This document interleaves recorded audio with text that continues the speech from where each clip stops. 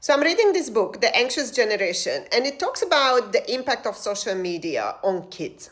And it's particularly talking about Instagram, TikTok, YouTube, and Facebook.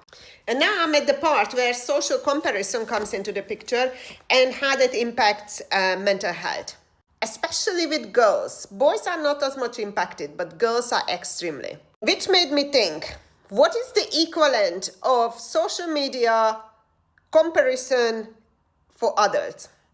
And that's LinkedIn. Because while on Instagram, everybody's life is perfect, on LinkedIn, everybody's career is just so good. And that's the reason LinkedIn is hated, because nobody is real. Because humans know what's happening in real life. And that's why Instagram is bonkers, because we know that that's not your life, lovely. We actually know you. And when you pay attention to the comments about LinkedIn, this is what people are saying. Exactly what this book is saying, that, hey, it makes me feel inadequate, incompetent, not as successful. And that is tough on human beings, when you don't feel that you are up to the mark.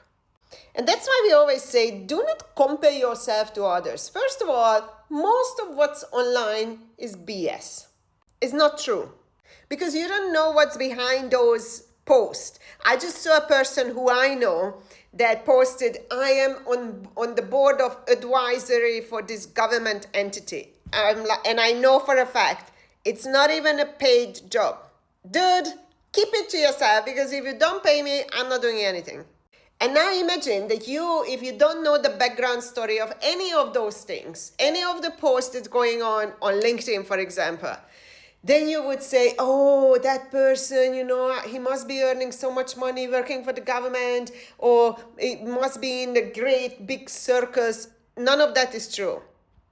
So if LinkedIn or anything really makes you feel like crap, just use it for what you need it and get the hell out of there. Because what's the point of you comparing yourself to others? Your circumstances and their circumstances are very different.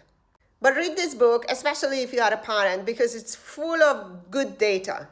And I think we can apply it to ourselves, adults as well. Don't forget to check out my latest video up the link is in my bio. It's really good. It's about the career altitude sickness. Enjoy!